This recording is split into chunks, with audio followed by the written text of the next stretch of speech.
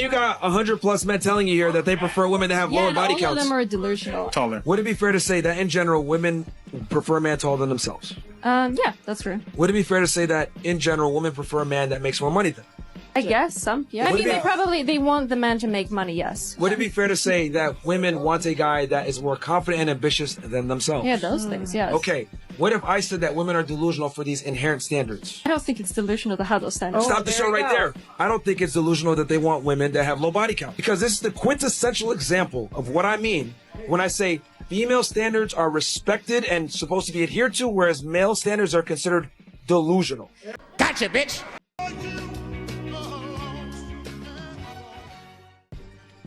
We often talk about how women use sign language to manipulate men in order to escape the accountability. What is sign language, you may ask? Well, I'm gonna let the OG explain this one. What you do is you call women on their bullshit, and what's the first thing to come out of their mouth? Shame, insults, guilt, the need to be right. Sign language. Let's roll the tape. If she's going out, it's a deal breaker for me. Huge red flag. Same That for me, it's 100%. a deal breaker. I totally agree. Why Like, is that a deal breaker? Is it because it makes you insecure?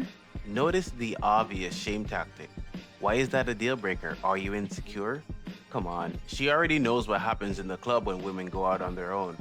But in order to avoid being wrong, she tries to shame him out of his point. But watch how he brilliantly lays out his argument. It has nothing to do with insecurity. It's What just is it? this is a dream world hypothetical scenario. Girls really don't be hitting up guys like this. Would you be okay with your long-term monogamous partner going to a nightclub, bar, or party type environment where throughout the course of the night he's going to get approached, flirted with, and sexually pursued by numerous attractive women, some of which are more attractive than you and could potentially be a better partner than you, and these women are buying him drinks, getting him drunk, and enthusiastically want to sleep with him that night and steal him away from you? You're going to tell me you'd be okay with that? No, no. not with that. Definitely not. So you can see how this can be a little contradictory because none of you would be okay with it, right? But then you say guys should be okay with girls going out all the time. We were receiving criticism for saying like it's a deal breaker if a girl's regularly going to clubs without us. That situation that he just described that you guys wouldn't be okay with happening to your boyfriend, that Who's a woman? happens to women All the Think about it. Woman which getting is hit why on. we're saying we're not okay with our long-term partners putting themselves in situations like that. This video is for all the I don't chase type of guys. This is part 36 of Harsh Sister Advice, where I explain things to men as if they're my brother. I understand that you may have had experiences with girls where you put yourself out there, made yourself vulnerable, and you ended up getting hurt in the end. And now your solution is, I'm never chasing a girl again. The issue with that logic is that you are putting the blame on a past girl in your life on every other woman. All these girls that have never done anything to you, including your future wife, are now getting punished for the actions of this one or few girls in your past. What you don't understand is that you're taking the easy way out, and the easy way out is rarely the right thing to do. What you should be doing is learning the signs and what to look out for. Being able to spot a girl worth chasing versus every other girl. Come back for more Harsh Sister Advice. I'm gonna agree with her on this one. What do you mean by that? Just hear me out for a bit. You don't want to use past trauma to dictate the rest of your life. Not because you were rejected multiple times, it means that you should stop trying. By no means am I telling you that you should chase a woman, but if you truly are looking to find somebody, then you should put yourself out there. Sometimes women are awful. Yes, I totally get it. But what are some of the things that we're doing wrong as men? We learn best by trial and error and fixing things as we go along. And this is totally different from women who flat out say that they don't want to be approached in Me Too movement and all that. That's totally different. And these days, you can spot these type of girls from a mile away. But for everyone else, talk to them. Gauge her reaction and see how the conversation goes. And since I'm on the topic of framing, who would you rather hear this type of advice from? The girl in this clip or the girl in the next clip? She says no. No, I'm sorry, I'm not interested. What's the worst case scenario at that point? What happens? What happens? Do you shrink an inch? Do you lose? Like, does your hairline recede an inch? And by now you would have gotten your answer. Does money like fall out of your bank account? Just like, what happens? Please. So I have minus 1,000 aura. No, that's not a thing. The aura is lost, okay? And if she says yes, how much aura is gained? It's over 9,000. What do you mean? Please. You'd rather hold your dignity? You ain't holding no lady in your bed because you scared you holding your dignity? Because you ain't getting no play if you not approaching nobody. Notice the insult? Well, in case you missed it. You'd rather hold your dignity? You ain't holding no lady in your bed because you scared you holding your dignity? Because you ain't getting no play if you not approaching nobody. And that's why you ain't got no bitch. Well, she didn't say it like that, but you get the idea. Because you hold your dignity, you don't have a woman to hold. Insulting you, just because you can spot a red flag and avoid it. It seems as if the wrong gender has the intuition these days. She is very thick though, just in case you want to hit her up, since she wants to be approached and all. But just know she has quite the mouth on her. Buyer beware. We don't get a lot of free time as men these days, so thank you so much for watching my video and checking out my content. If you're enjoying the video and my content so far, please consider subscribing and drop a like on this video so we can reach more people. Women always play the victim when you call them out on lying, moving sneaky, texting other dudes. Here's how she flips the script with that "you're abusive" card. If you catch her in sneaky text that just a friend she's linking up with, she won't own it. Female nature kicks in. She hits you with "you're controlling," "you're insecure." Those tears, Oscar-worthy to make you the villain. She spins your call out into you being the abuser to dodge the mirror. Sneaky moves like lying about girls' night, flirting with other dudes. She'll gaslight you into feeling paranoid and tell all her girls how emotionally and verbally abusive you are. The psychology, it's a power play. Blame shifting keeps her in control, leaving you apologizing for her mess. She's not the victim, she's the director, casting you as the villain while she's sneaking off to her next audition. I couldn't have said it better myself.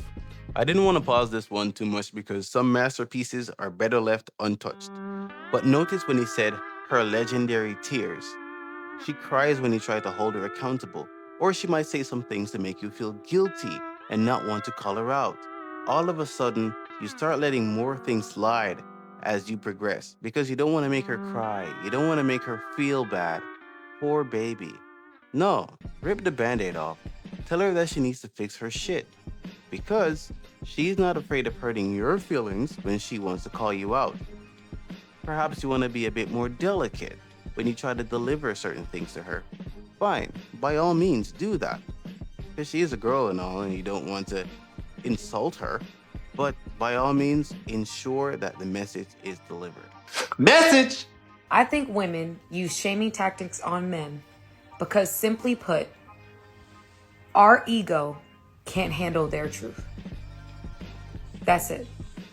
Our ego can't handle what they're saying because how it impacts us either makes us less valuable in their eyes, and we don't want to accept that.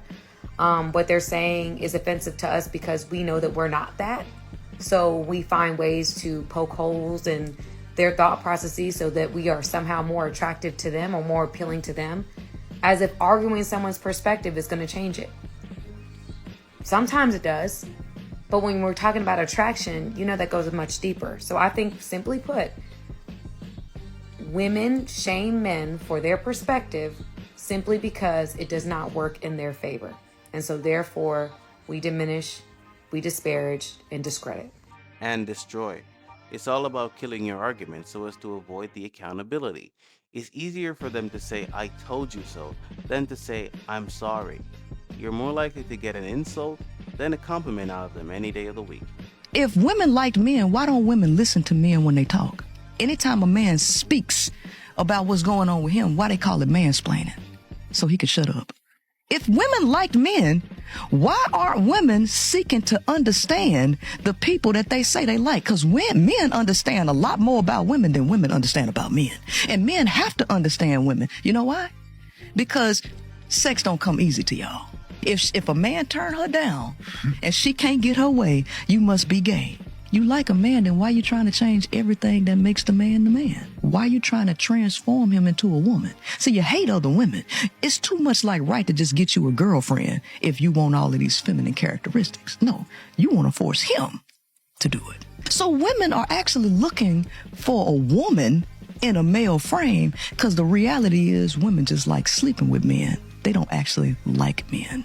The ultimate goal for some of these Western women is to emasculate you, to turn you into a shell of your former self. Because feminism is not about equality anymore. It's about power. It's about supremacy.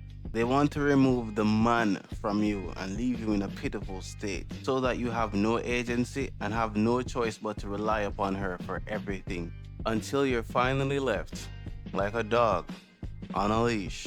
Prime example.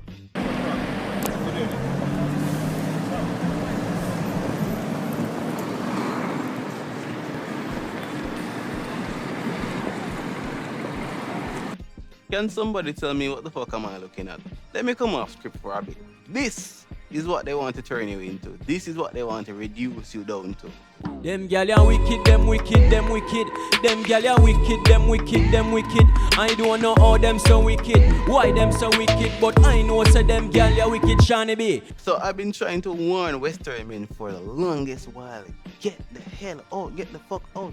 This is what is left for you. You either become a pookie or you become this. Well, not exactly like this, but figuratively, of course. And then some men get so loaded till the point they become this. There are multiple videos of this on the internet. I'm gonna put one of them in a new video that I'm gonna make probably like tomorrow. Bro, open your eyes, wake up, stand up on your own 2 feet, or you end up on all fours and not in a good way. My wife asked me to get more in touch with my feminine side, so I crashed the car and then ignored her all day for no reason. You know, progress, growth, equality. You know, she said, be more emotionally open. So I gave her the full experience. You know, minor inconvenience, followed by silent treatment, followed by crying over a video of a duck hugging a dog. Then I told her I was fine and got mad when she believed me. All right, when she tried to apologize, I told her it wasn't good enough. And even if it was, I still needed a cool down period. It's not like, you know, just because we talked about it and resolved it, I'm now able to just experience the resolution. Like, I still need to be mad for a little bit more. I gotta get my full money's worth on the madness. You know, she said we gotta communicate more. So I sent her a 4-paragraph text. Then I deleted it, and then I said, never mind, forget it, and expected her to, you know, psychically decode my mood. And when she failed at reading my mind, I took it really personally because, like, why aren't we that connected yet? Are you even really the person for me? Maybe this isn't meant to be. I don't know. I'm gonna have a crisis now, I think. And then after that, I also bought a new water bottle, even though I have 6 of them I already never use. I started journaling where I just, you know, reaffirm all my feelings and never actually challenge myself to be accountable and change. And now I'm passive-aggressively slamming drawers when I'm upset. So I hope she's happy with my growth and getting more in touch with my feminine energy. I figured I'd give you guys a nice bit of satire after that rant. But yeah, there is a lot of slim pickings, and a lot is a bad way to put it. There is slim pickings in the West.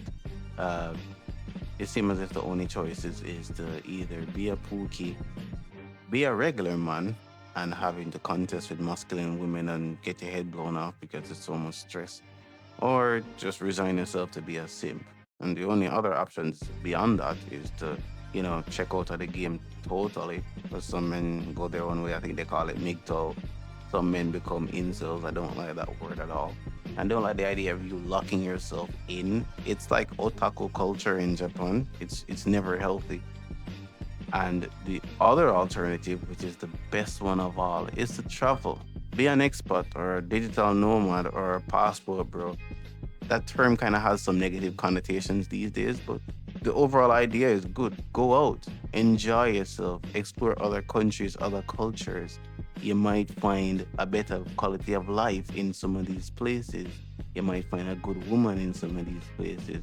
And there are a lot of receipts of men finding good women, finding better quality of life in some of these places like Southeast Asia, DR, Brazil, Colombia, Colombia, Canaife, Panama, a lot of these places in Africa, we're talking about Kenya, Ghana is a place that I want to visit, Nigeria, and a lot of these places. Enjoy yourself.